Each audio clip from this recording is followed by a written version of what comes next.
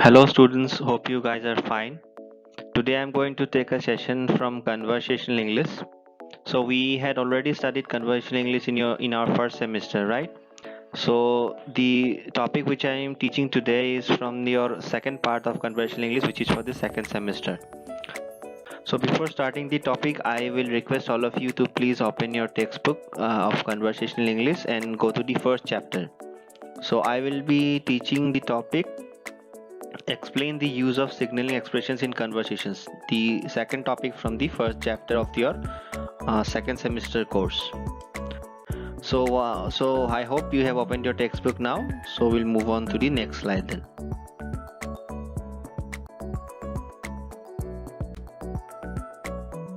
So dear students, in this session we will basically learn two things. So if you look at the lesson objective, which is the second slide of presentation, if you see here, the first thing we will try to learn the uses of signaling expressions in conversation. So basically I will explain you the uses of signaling expressions in conversations, and then I will try to describe different types of signaling used in communication.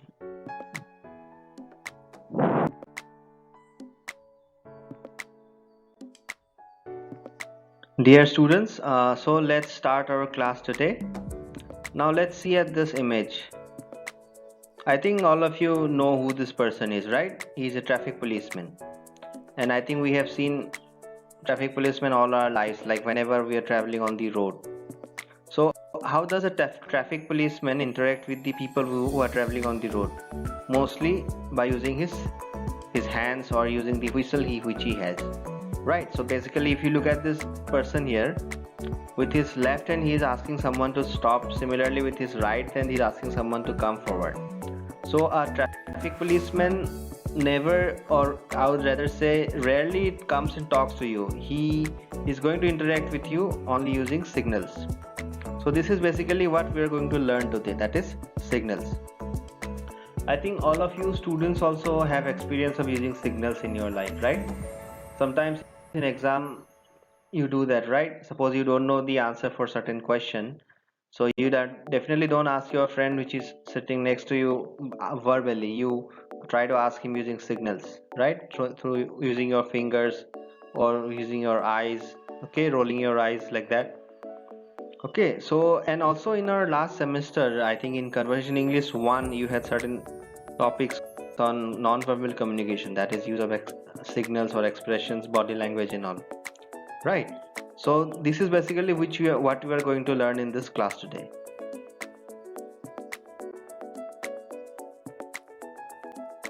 So dear students, in this slide we will try to understand the usage of signaling in conversation. So we will basically try to find out what are the different signals used in the conversation, and then we'll try to find out why different signals are used in conversation. So if you see the first point in this slide, signaling basically includes body posture, gestures and facial expressions. So I think you people already have a very good idea about body posture. We have studied in our last semester. Body posture basically refers to the way we stand when we are talking to someone. It also refers to the way we sit down and talk to someone. I have already taken few classes with you guys. If you remember how to talk in a group discussion, like how do you sit in a group discussion and talk, or how do you talk in a meeting when several people are sitting together. Like I had told you, if you remember, that we should not be too relaxed while we are sitting in a meeting. Like we should not be laid back, like with you putting all your force on the chair. Then comes gesture. Gesture basically refers to the expressions which you show with your hands, or with your head. If you like type of head nodding you do, all this refers to gesture. And facial expressions, you already know what it is, right? The way you smile, like the faces you make when you're talking to someone. So all these three things, that is body posture, gesture and facial expressions, all these three things comprises signaling in conversation. Now if you see why a person should use signaling in conversation, so if you look at the second point, we can see that If you read it, we can see a strong body language creates an impact and helps you to build rapport with your audience. This increases the likelihood that your message will be effectively communicated to your target audience. So, as we all know, right, body language is very important while we are talking to someone. Like, if we are talking to someone in a very relaxed way or in a very casual way, and our body language doesn't match with the words which you are saying, there's possibility that the audience will also not give importance to you. They may think like, okay, he's telling something, it doesn't matter to us. It's like attending a election rally. If you see, right, if you see in election rallies, the people who come for the politicians who speak a lot, some people speak with very good intent, but there are some people like, we don't like to listen. I cannot. If you uh, if you see our last prime minister, that is Manmohan Singh, he might be a very educated man and great economist, but if you listen to his speeches, you get bored. I don't know about you people, but I used to get bored. I never enjoyed because I didn't find that intent. Rather, if you look at our now prime minister, that is Modi ji, like the way he speaks, like the people get interested in what he's saying. Okay. Now let's move to the third point.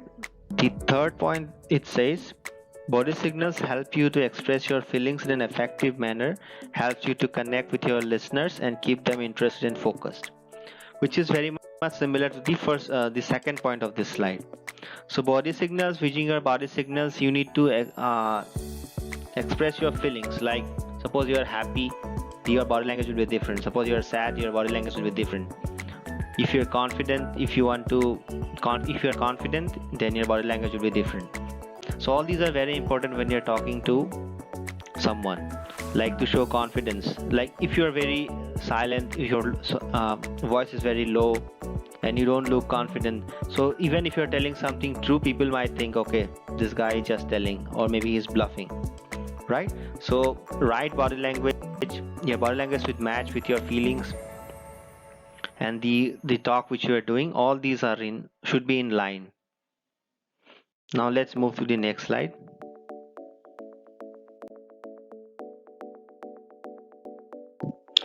Dear students, if you see the first point in this slide, that is body signals should match with what you want to express. So this is basically what I told you in the previous slide. Your body signals should match with what you are saying, right? Suppose you don't like something and but on your face it is clearly seen that you don't like it, but verbally you cannot deny it. It happens with us sometimes, right? When our teachers tell something to us, or even sometimes when our parents scold us, so maybe on our face we say yes, yes, yes, we will do it, but our body language shows that we are not at all happy, right? So this is what, so body language should match with what you're trying to express. Now moving to the second point, gesture is an important part of signaling that refers to movement of head, hand, arm and other body parts to emphasize a message.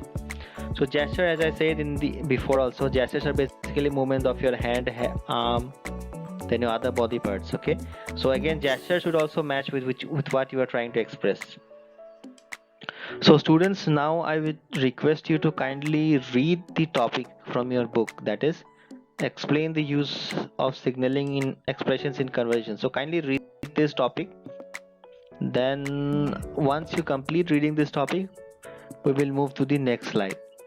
So if you read this topic, you will see it basically talks about tells you about what I have mentioned in these slides. So it will tell you why signaling is used, what is signaling, what is body posture and all. So kindly read this topic first.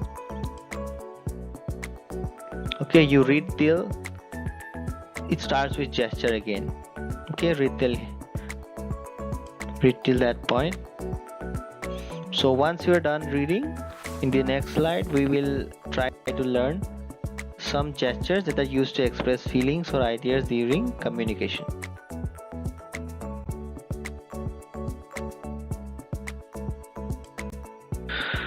Dear students, let us study the first gesture. The first gesture is the open palm. Now let us first see the image here. This image shows Modi ji. He is speaking to some audience. He is on the dais. Now let us look at his two hands. Okay, if you look at his hands, so they are kind of open, and if you look at his palms are also open, and he's showing his palms to the audience, both his palms. So if you read the text here, you will see that this gesture is to use to show that you are honest. That is, the speaker tries to use the gesture when he wants to show that he is honest. So this is basically like when you're telling some facts to people, or when you're telling some story, or your son, anything you are talking about, any topic, you try to show that you are honest and you are not lying. This is the gesture you should be used. So if you see here again, the speaker here is like keeping his palms open. That is, he's trying to symbolize that he's not hiding something. He's not keeping his arms hidden, or he's not keeping his arms or palms folded. Okay, so he's showing everything what he has. That is, he's honest. Okay, and this, if you look at the next point here, now this gesture is used when people want to show that they are innocent and they want to win the trust of other people. So students, so when you're talking to someone, or when you're talking to any audience, when you're telling your story or telling your facts, and you want to people believe you and trust you, then you should try to use this gesture. I think you might have seen this gesture a couple of times when Modi ji or any other politician, if you see, they speak on the dais nowadays, they use this gesture a lot. So next time when you are speaking to any audience and you're trying to make the audience believe that what you're talking, try to use this gesture. Please practice this at your place once. Okay. Now let's move on to the next gesture.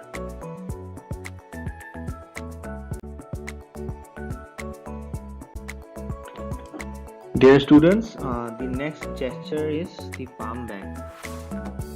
Now let's look at the image on your left. I believe you people can recognize this person. Yes, you all are right. He is Mr. Barack Obama, and he was President of United States of America. Now I want you people to find out which number president he was. I mean, he was the 10th president, he was the 15th president, he was the 20th president. I want you people to Google and find out what was the number, which number president he was of United States. Now moving back to the topic, that is the palm back. Now all of you please look at his palm. Okay, now in this gesture, if you see, his palm is facing like the palm of his hand, right hand is facing his face, while the other hand is turned towards the audience. Now if you read the text on your right, you can see, now this gesture is used to persuade the audience and make them agree to the speaker's viewpoint. Now this gesture is basically used when the speaker is trying to persuade the people. I believe you understand what persuade means, right? Persuade is like making people agree to what you are saying.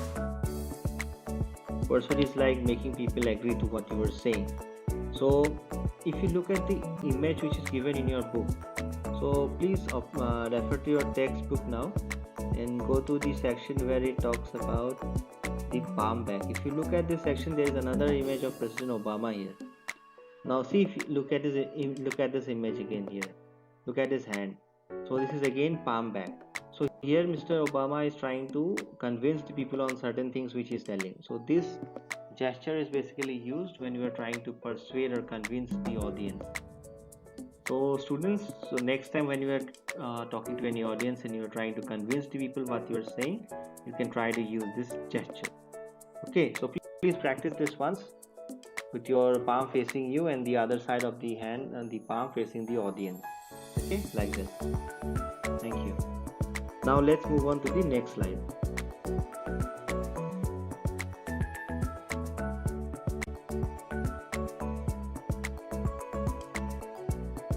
Dear students, now let's see the next gesture. The next gesture is the side palm. Now let's look at the image which is on the left. The image is of Mr. Rahul Gandhi. Now look at his hand, the left hand of Mr. Gandhi.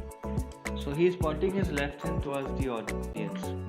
So if you read the text here, so it reads as, here the palm is held in a handshake position with fingers pointing towards the listeners.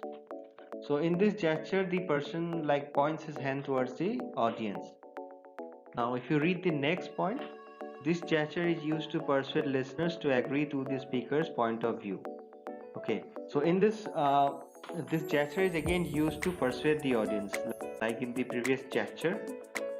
This gesture is again used to make the audience believe or agree to what you are saying. And if you read the third point, it says the hand gesture displays a strong desire of the speaker to reach out and win the audience over to a point or argument. Now, this gesture is also basically used to point to a particular section of the audience. Like we have a large gathering and maybe a certain section of the audience you want to focus more, and that is when you point your hand towards them. If you see, so let's see the textbook which you have with you. Now let's go to the topic, the side palm. If you see here, there is another picture of a person. So now the person here is Mr. Colin Powell. Mr. Colin Powell was Secretary of State of United States. Okay, if you look at this picture, if you see the right hand, he's pointing towards a particular section of the audience, and he's also, look at his eyes, his face, he's also looking at them. So in this gesture, the speaker tries to basically focus on a particular section of the audience and tries to convince them. So if you're talking in a group, next time when you're talking in front of an audience and you want to focus on a particular section, you can use these gestures. You can point your hands, your palm in this towards the audience direction, toward the direction of the audience, and try to replicate what the person is doing in the image. Now let's move to the next gesture.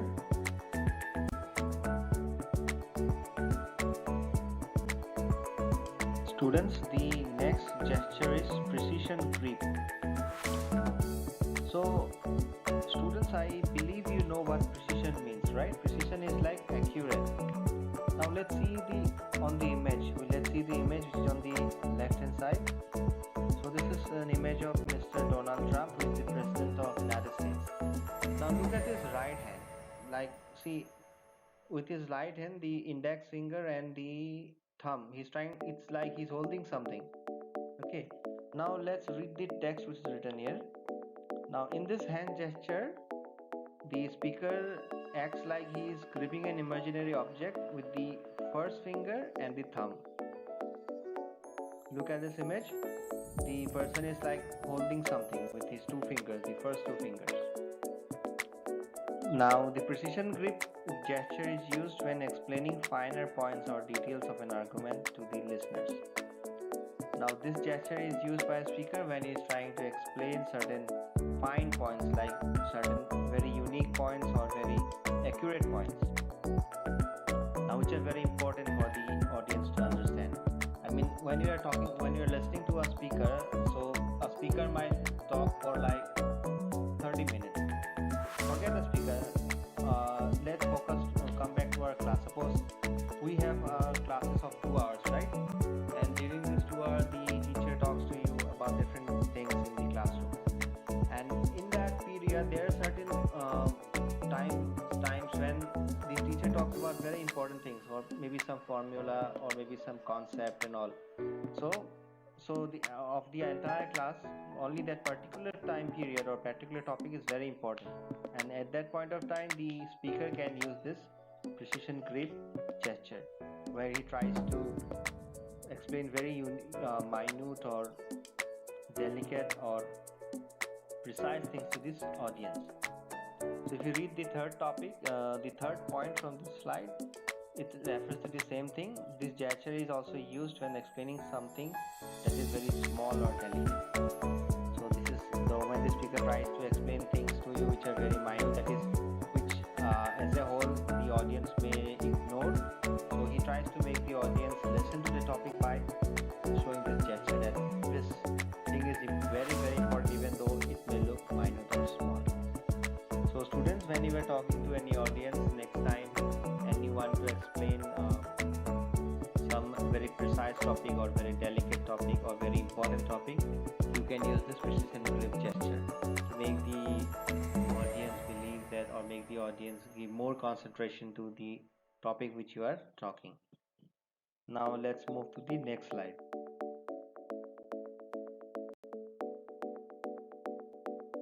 Dear students, the next gesture is the power grip. Now let's look at the image of our Prime Minister, which is on your left. Now in this image, our Prime Minister is trying to hold something with his left hand. Look at his left hand. It looks like he's trying to hold something. So this gesture, if you look at the text, this gesture is also known as grasp. Grasp is it's like holding something. When you try to hold something, that is known as grasp. Now this gesture involves gesturing the hand in a way as if the speaker is grasping onto a ball. So if you look at this image, you can feel as if Modi ji is trying to hold something, or maybe he's trying to hold the ball. Okay. Now this gesture is used to explain a contentious or an important part of the problem or argument. So I believe you guys know what contentious means. So contentious means a topic which is controversial or a topic which can cause argument. Okay, so this gesture is used by the speaker when he tries to show that what he's telling is very, very important, and this topic the topic which he's talking about can be a problematic topic, or that topic can cause, or that thing can cause an argument in the society. So he tries to show that using this gesture, the speaker basically tries to show the importance of the topic, why this topic is very important and how big the topic is. Hope you guys understood what the power grip is. So next time when you are talking to any audience and you are trying to make the audience believe that what you're telling is very, very important, or you are telling about something very sensitive or contentious, then you can use this power grip gesture. Now let's move to the next gesture. Dear students, the next gesture today is the clenched fist. Now let us look at the image of our Prime Minister, which is on our left. Let us look at his left hand. So he is making a fist with his left hand, and then he is pointing his fist towards the audience. So this gesture is known as the clenched fist. Now this gesture is used by the speaker to show confidence or show determination, show passion. So by showing this gesture, the speaker tries to convince the audience that he is going to do what he is telling, and he is very passionate, he is very determined, and what may be the challenge before him, he is going to overcome it, and he is going to achieve what he is telling. So this is the gesture to be used when the speaker wants to show his passion or his determination. Also, at times this gesture can be used used to show aggression towards a third party.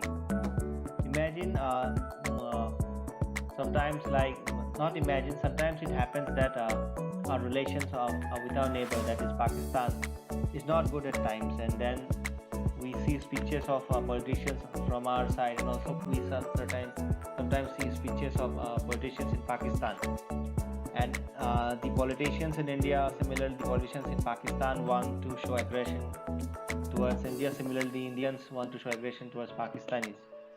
So at that time we see the speakers using this gesture by pointing their fist towards the audience. So they are basically pointing the fist towards the enemy, or they want to show aggression towards their enemy, and they use this gesture in front of the audience to show that we are very determined and we are passionate, and they try to intimidate the enemy.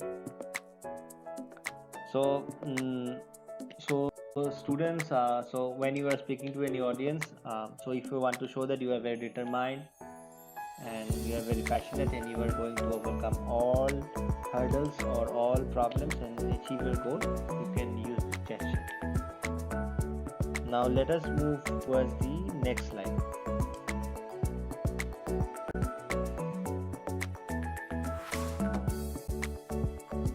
Dear students, the last gesture for today is hand wave. Now let us look at the image on our left, which is of our Prime Minister. Look at his hands. Now he is trying to bring both his hands together. His palms are facing each other, and then his fingers are pointed towards the audience. Now in this gesture, the hands are brought close together with the fingers facing or touching each other, and palms turned towards the speaker. Now this gesture is used when explaining different or opposing issues that are interlinked. So now this gesture is used by the speaker to show that things are interlinked or they are connected. Now suppose the speaker is talking about something and then he's talking about some other topic, and then he tries to show that these two topics are related, and then he uses this symbol, he uses this gesture.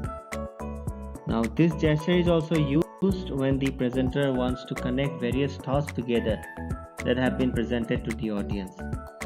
Now this so it basically means is like the speaker might suppose the speaker is talking to the audience and he talks about suppose 10 different things, and then he wants to show that all these 10 things are connected to each other. So he uses this gesture to show that these things are connected. Okay, so I believe you students understood what this gesture is. So what this gesture basically tries to represent. If you have doubts, what I will do is I will tell you a story. Now if you look Indian mythology, especially the Ramayana or even the Mahabharata, we see that a lot of things which are mentioned in the Ramayana and Mahabharata, they all are related. I mean, things which are mentioned in Mahabharata, suppose any incident which happened now, then that incident is somewhat related to some other incident which is going to happen in the future, or some incident which happened in the past. So I will tell you one story. Now, so have you people heard the story of Shravan Kumar? I think you might have heard him. Shravan Kumar was a boy, and his parents were old and they wanted to go on a pilgrimage. So they were very old and it was not possible for them to walk during those times to do pilgrimage. So what Shravan Kumar did was he decided to put each parent in a basket and tie each to an end of a bamboo pole. Then he used to take that bamboo on his shoulder, and like his parents used to travel with him. Right? I think you have heard the story, right? So what happens is like Shravan Kumar was traveling with his parents, and then at certain point of time his parents were thirsty and they wanted to drink water. So what Shravan Kumar did is like uh, he asked his parents to wait, and then he went in search of water. So after searching for some time he finally found a river, and he was collecting water from the river. Okay, now unfortunately what happened was have you heard of King Dashrath, right? You might have heard, right? So Dashrath was the father of Sita Devi. So the King Dashrath was like in that place, okay, near the river, and he was there hunting some deers. He was looking for deers and he wanted to hunt them. So as Shravan Kumar was like collecting water from the river, the sound which he was making while collecting water, or maybe the sound which water was making while entering the pot, and King Dashrath heard that sound and he thought it is a deer. So what he did was he shot an arrow, and the arrow hit Shravan Kumar. So Shravan Kumar was badly injured, and when Dashrath came near Shravan Kumar, he saw that he is very injured and there is no possibility of him surviving. So Shravan Kumar died, and he gave the pot of water to King Dashrath and told him that his parents are thirsty, and then he asked him to give that water to his parents. So Dashrath went to his parents, gave him the water to drink, and told him the entire story, what happened. The Shravan Kumar was collecting water, and Dashrath thought that it's a deer, so he shot him with his arrow and he died. So Shravan Kumar's parents were very sad, and they gave him a curse that one day Dashrath will also die due to loss of his children.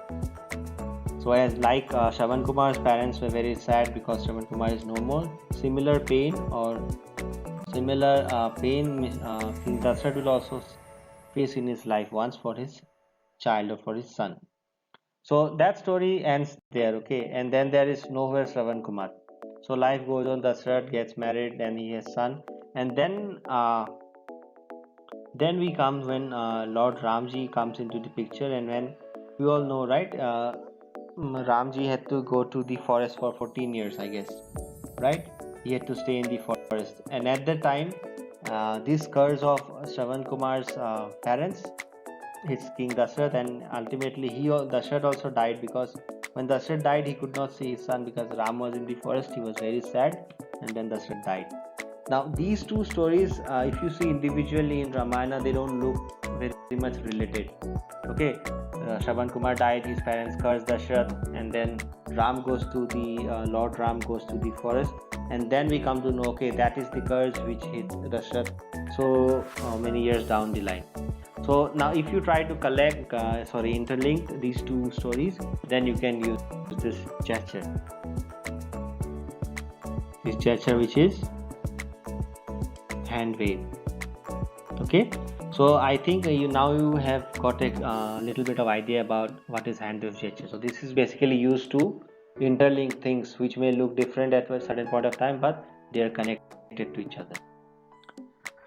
So dear students, this completes today's session. We have learned several gestures today. So I would request you to kindly read the text which is given in your book. It's all these gestures: the open palm, the palm back, the side palm, the precision grip, the power grip, the clenched fist, the hand wave. Yes, this is the hand wave. This is the last one. So kindly read what is written in your textbook and try to practice these gestures. Try to practice. So when you are talking to the audience in future, when you get chance to speak to any audience, try to practice these gestures depending on the situation. Like, it doesn't mean that you know the gestures, you always have to use it. Depending on the situation, and if the gestures are matching your thoughts or your expressions, then use it. It will help you to connect with the audience better. So thank you for listening to me. Please read the textbook. Hope to see you soon. Bye.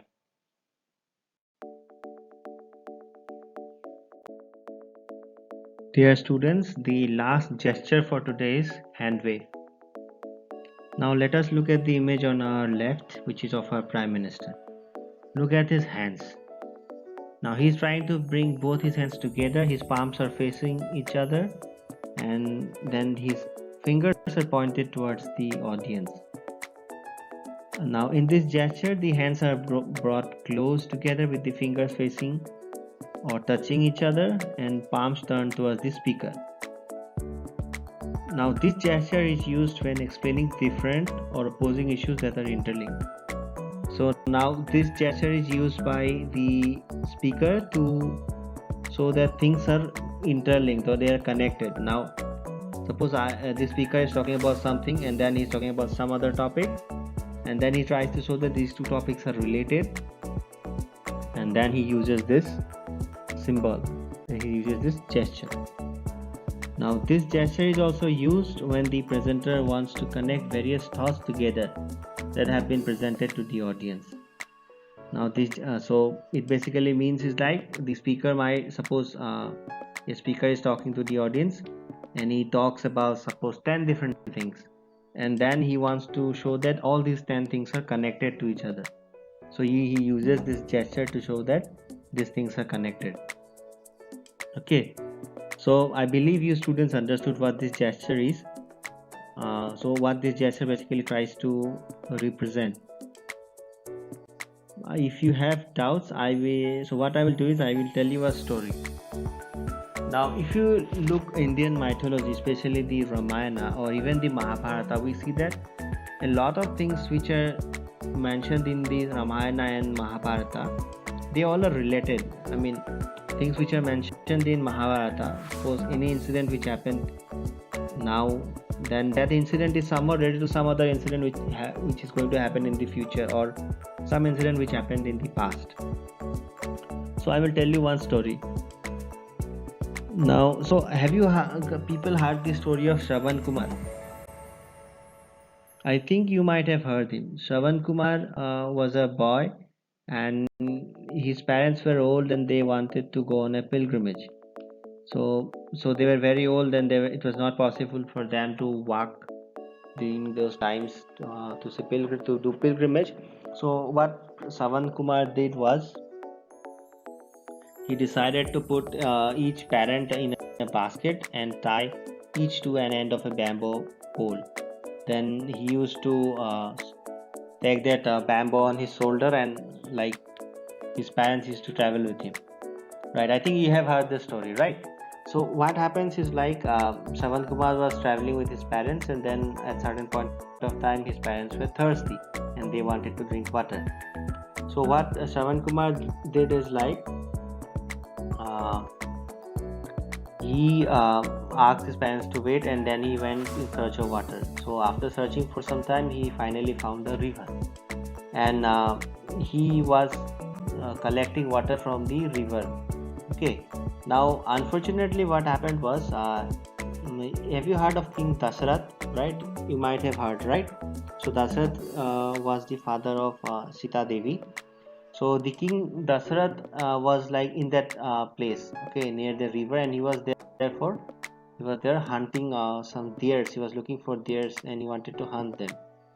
So as Shravan Kumar was like collecting water from the river, the sound which he was making while collecting water, or maybe the sound which water was making while entering the pot, and uh, King Dasharatha heard that sound, and he thought it is a deer. So what he did was he shot an arrow, and the arrow hit Shravan Kumar. So Shravan Kumar was badly injured, and when Dasarath came near Shravan Kumar, he saw that he is very injured and there is no possibility of him surviving. So Shravan Kumar died, and he gave the pot of water to King Dasarath and told him that his parents are thirsty, and then he asked him to give that water to his parents. So Dasarath went to his parents, gave him the water to drink, and told him the entire story, what happened. The Shravan Kumar was collecting water, and Dasarath thought that it's a deer, so he shot him with his arrow, and he died. So Shravan Kumar's parents were very sad, and they gave him a curse that one day Dasarath will also die uh, due to loss of his children. So as like Shravan Kumar's parents were very sad because Shravan Kumar is no more. Similar pain King Dasarath will also face in his life once for his child or for his son. So that story ends there, okay? And then there is nowhere Shravan Kumar. So life goes on. Dasarath gets married, and he has son, and then we come when Lord Ramji comes into the picture, and when we all know, right? Ramji had to go to the forest for 14 years, I guess, right? He had to stay in the forest, and at that time, this curse of Shravan Kumar's parents hits King Dasarath, and ultimately Dasarath also died, because when Dasarath died, he could not see his son because Ram was in the forest. He was very sad, and then Dasarath died. Now these two stories, if you see individually in Ramayana, they don't look very much related. Okay, Shravan Kumar died, his parents cursed Dasharath, and then Lord Ram goes to the forest, and then we come to know, okay, that is the curse which hit Dasharath so many years down the line. So now if you try to interlink these two stories, then you can use this gesture which is hand wave. Okay, so I think you have got a little bit of idea about what is hand wave gesture. So this is basically used to interlink things which may look different at a certain point of time, but they are connected to each other. So dear students, this completes today's session. We have learned several gestures today. So I would request you to kindly read the text which is given in your book. It's all these gestures: the open palm, the palm back, the side palm, the precision grip, the power grip, the clenched fist, the hand wave. Yes, this is the hand wave. This is the last one. So kindly read what is written in your textbook and try to practice these gestures. Try to practice. So when you are talking to the audience in future, when you get chance to speak to any audience, try to practice these gestures depending on the situation. Like, it doesn't mean that you know the gestures, you always have to use it. Depending on the situation, and if the gestures are matching your thoughts or your expressions, then use it. It will help you to connect with the audience better. So thank you for listening to me. Please read the textbook. Hope to see you soon. Bye.